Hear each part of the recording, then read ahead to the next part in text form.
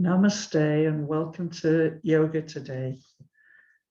And we're going to continue with our wonderful exploration of some of the practices of the Buddhist traditions. And so we're talking this week, I don't know if you remember from last time, we were talking about what does a bodhisattva, what practice does a bodhisattva do? A bodhisattva is a devotee. The literal translation is a warrior, but it's a warrior whose quest is to find the soul. In fact, to find what the Buddhists would call bodhicitta, the tenderness of the awakened noble heart. And so that's what the bodhisattva is in search of. And we mentioned last time that the ways of doing that are fourfold. And the first one is sitting meditation. The second is Tonglen, which we'll talk about next week. It's a beautiful practice that's literally translated as sending out and taking in. So we'll talk about that next time. And then practice of working with slogans, these aphorisms that confound the mind and open our consciousness. And the fourth thing is this cultivation of the four limitless qualities of Buddhism. And those are loving kindness, compassion, joy, and equanimity, balance. And so today what we're looking at really is sitting meditation. And the interesting thing is that they make a distinction between meditation and sitting meditation, because in the Buddhist tradition, there very often is this sense of in your work, in your day, and the things that you're doing, that you always have a type of meditation going. So they would do a walking meditation, so that as you walk, you're recognizing that you're walking.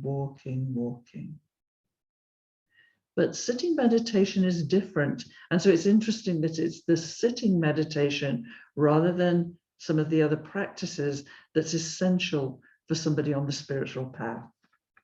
And so sitting meditation allows us to get much more in touch with what's happening inside of us.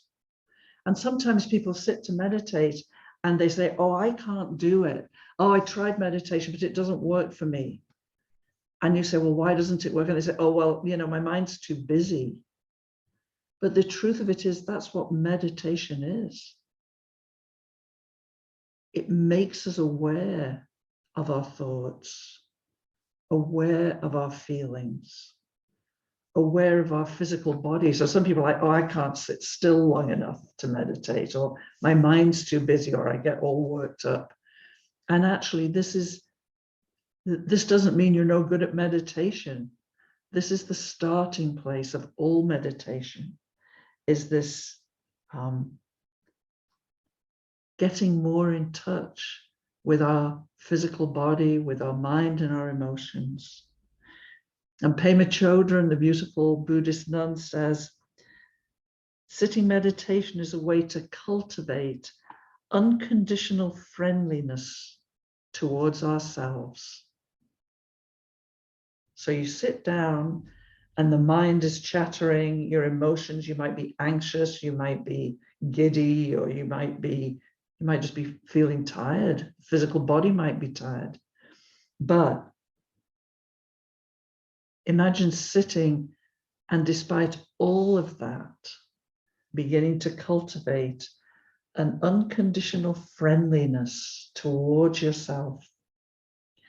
And then from that, and I think this is the words are so beautiful, to part the curtain of indifference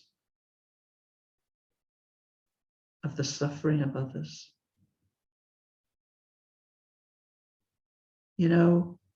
Sometimes we just don't care. Sometimes we just don't notice.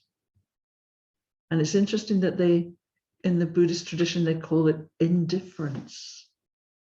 We just aren't that interested because we don't recognize our connectedness, and that every person who's suffering is suffering the way we suffer, and that anything we do to alleviate suffering within ourselves or within others benefits all of us.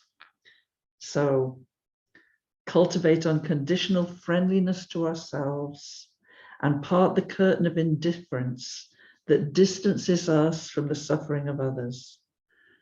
That this is a way to become a truly loving person. So what happens as we sit with our minds just busy, busy, busy?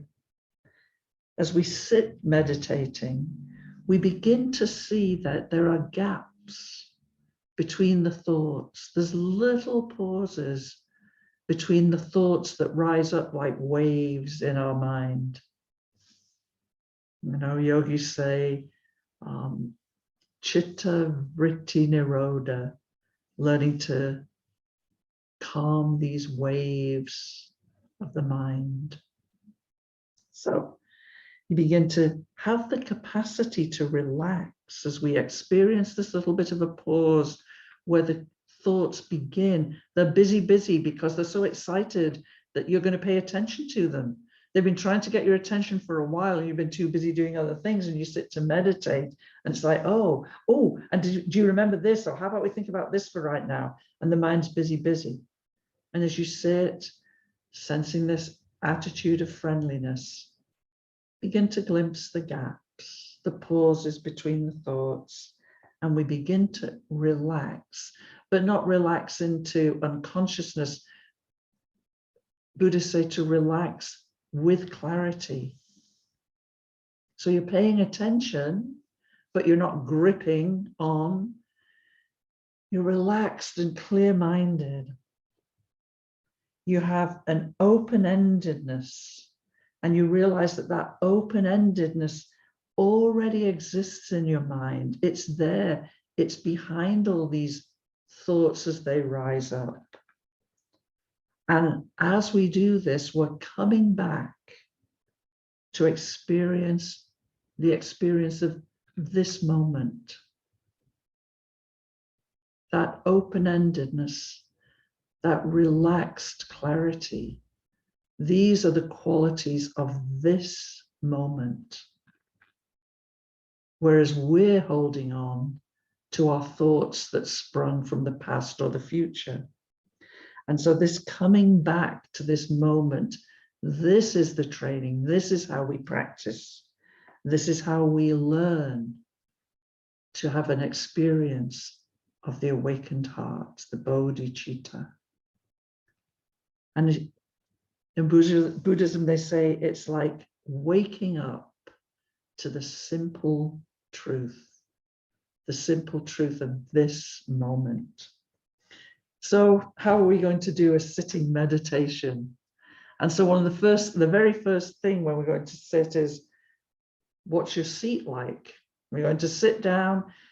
If you can, yogis love to meditate sitting cross-legged on the floor.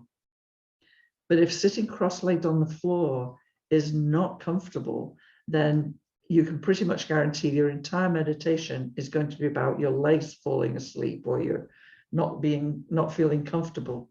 So if you can do it and be comfortable, you want to sit on the floor. If not, sit in a chair. But whichever way you sit, how do you want to sit? And yogis call it asana. You know, people think of asanas as postures, but asana means posture. And so this seat is about posture. So you sit to meditate and your body isn't tipped forward. It's not tipped back, and you're not listing to one side. If you've ever had the pleasure of meditating in a group, everybody starts off very often with this beautiful posture. And somewhere in there, you know, if you were to open your eyes, you'd see this kind of thing. Somebody's listing forward. Somebody is quite far over to one side. They think very often that they're sitting straight because their energy feels straight, but the body will have shifted. And so the first thing about sitting meditation is to have a good seat, to sit without listing forwards, backwards or sideways. And then, as I say, if you're sitting on the floor, you want your legs crossed in a comfortable position. Sometimes people put a cushion in to give a little support if you're not completely comfortable, and that allows them to sit cross-legged and be comfortable. But if you're going to sit in a chair, you still need to think about, where are my legs going to be? And you want your legs, feet flat on the floor, and your knees just slightly apart, because you want your legs to be balanced, your weight to be even. I mean, you know, if you go to get your hair cut, very often the hairdresser will say to you, uncross your legs so that you're sitting straight. Because as soon as you cross your legs, you're shifting your body to a different angle. So feet flat on the floor. And then the next thing is the torso. How do you want your torso to be? Well, you want your torso to be straight. You want it to be straight and strong. You don't want it to be listing from side to side. You want to have the front of your body to be open. And we talk about this in postures. You know, we're vertebrates, we have a spine, and we stand on two legs. And so when the most vulnerable part of us is the front of our body. This is where your heart and your lungs and your internal organs are mainly situated, in this front part. And so when we get anxious and we get worried about things, or we feel afraid, we do what all animals do, which is we curl in to protect the most vulnerable part of us. But when we sit to meditate, we want to open our chest, open our heart, open the front of your body, so that you're not sitting to meditate in fear, that you're sitting up. So torso, open front. And if you do start to slouch, which does happen, sometimes you're meditating, you think you're fine, and then you realize some little something's gone.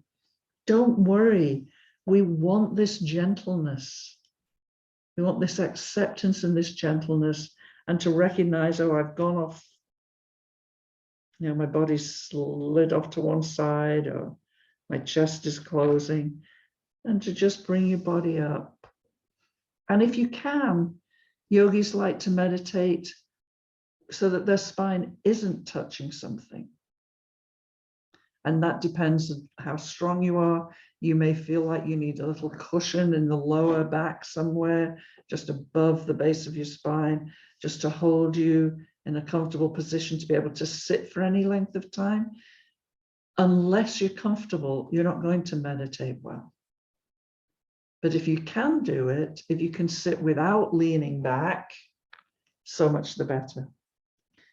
So we've got our seat, our legs, our torso, and the next is the hands, palms up, resting on the top of your thighs with your legs slightly apart. Your eyes, calm. You can start meditation if you like with your eyes open while you get comfortable. And as you begin to meditate, very often the eyes will close of their own accord. And really, your eyes are at their most relaxed when they're very slightly apart.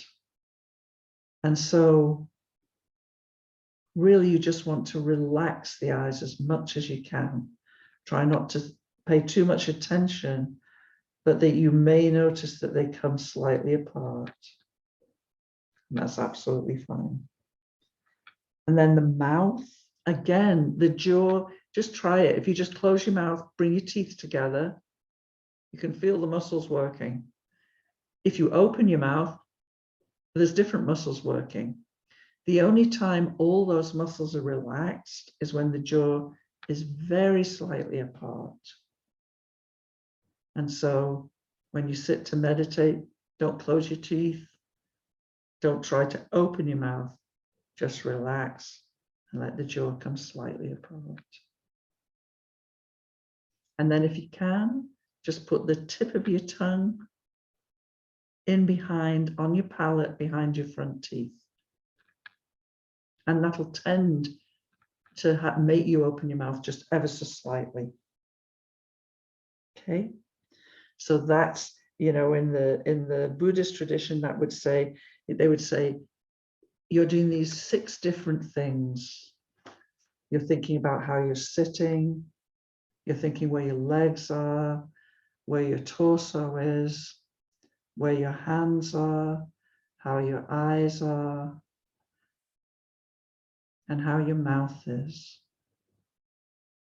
And so to start with in meditation, whenever you begin to get distracted, a wonderful way to come back to meditation is to reset those 6 things. You know, going back to your seat, your legs, your torso, your hands, your eyes, and your mouth, and relaxing them. Having your spine straight, having your front of your body open, and just having those attitudes of your physical body will help you to be a better meditator. So it's simple but beautiful. Okay, so what we're going to do now is we're going to meditate together. So if we're getting comfortable, sitting in a way that's you're seated, your feet are flat on the floor, hands up, and then your eyes, your mouth. Make sure that you're comfortable. And then closing your eyes, taking a couple of nice deep breaths. And I'm just going to talk you through, this is a beautiful meditation. As you sit, just be aware of your body. Be precise about how it's positioned, but be gentle. Let everything about your posture, let everything be soft.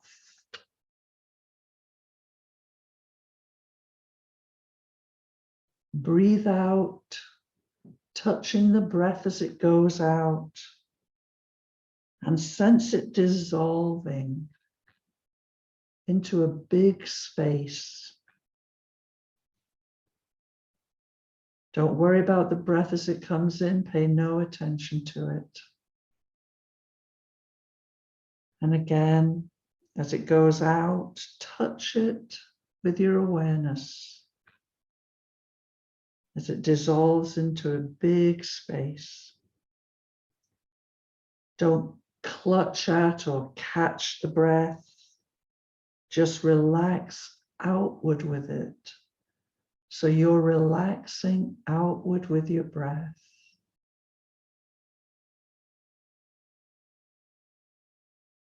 And there's nothing to do, no instructions with the in-breath, nothing to hold on to.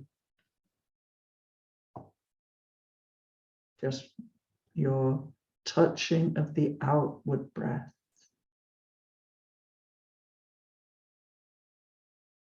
And at any time that you feel distracted, just bring yourself back to the awareness of your outward breath.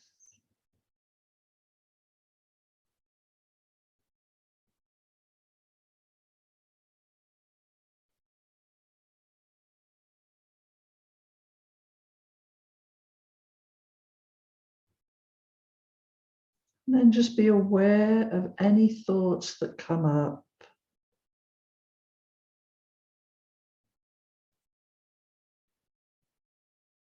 Label it thinking and go back to your breath, your out breath. And we'll just do that for a couple of minutes.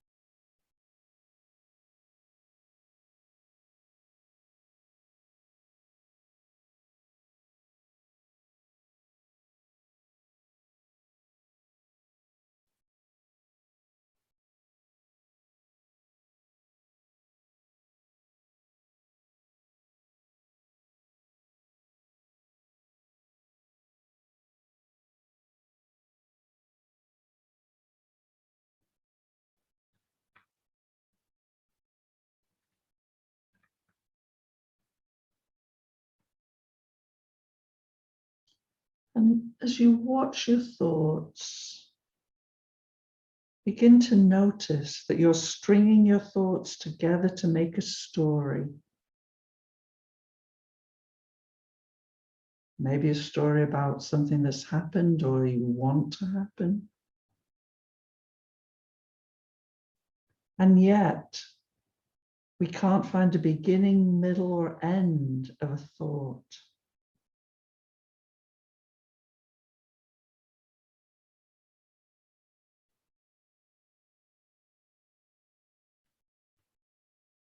But we get tricked into thinking that this story is true, this story made up of half thoughts that have no real beginning or end.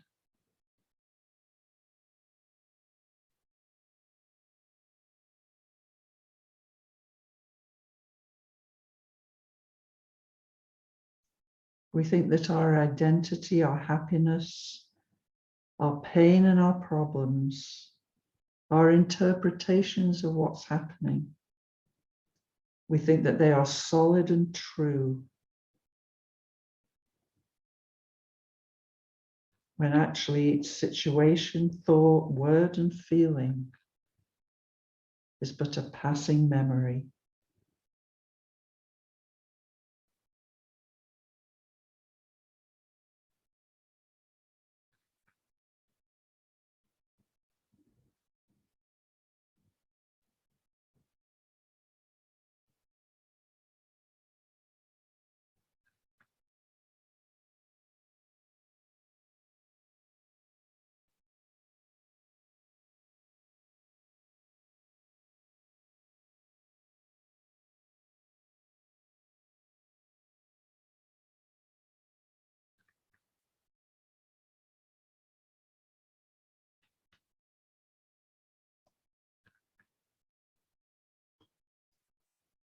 When you're aware that you're thinking, just say to yourself, thinking, with an unbiased attitude and a tremendous gentleness.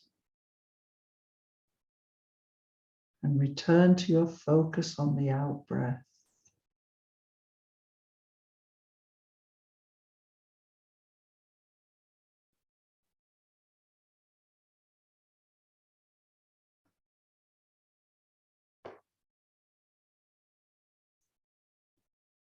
Our thoughts are like bubbles, and our labeling them, thinking, is like touching the bubble with a feather, the lightest of touch of thinking, and that thought dissolves back into space.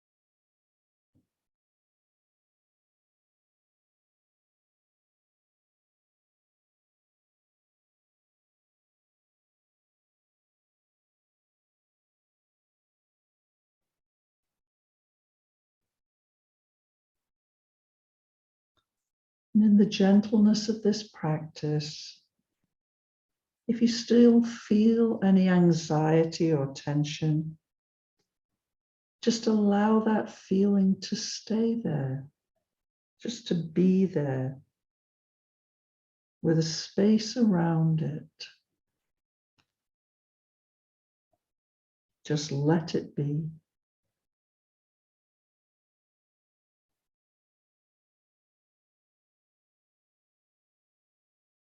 And when your thoughts come up again, see them for what they are. It's no big deal. You can just let them go.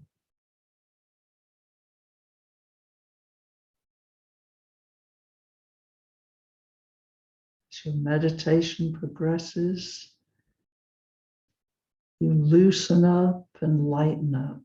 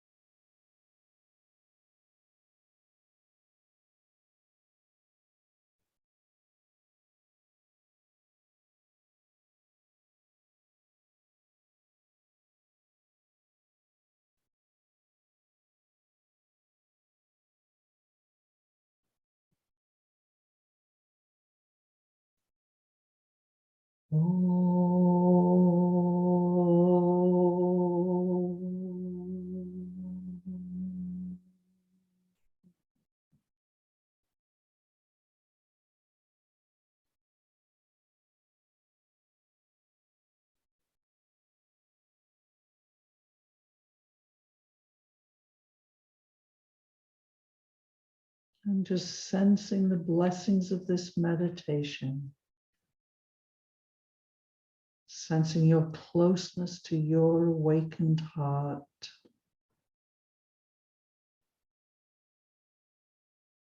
Let any insights or blessings flood the whole of your being, your intuition, your mind and emotions, your life force, your prana, your breath, and your physical body as you tense and relax your arms and legs, and just gently swaying from side to side, making smaller and smaller arcs until you're just sitting straight. Dropping your chin to your chest, either just moving your head from side to side, or if you have no neck problems, making full circles in one direction, and then in the opposite direction.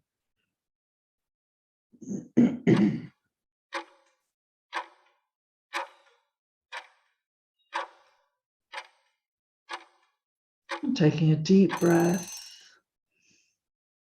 exhale, and gently opening your eyes. Well, I hope you get a chance this week to sit with this beautiful practice, sitting meditation, that we can sense that light as a feather touch rather than straining, that we begin to see our mind and emotions in a clearer way so that they don't drag us, we release them. Have a wonderful week. Namaste.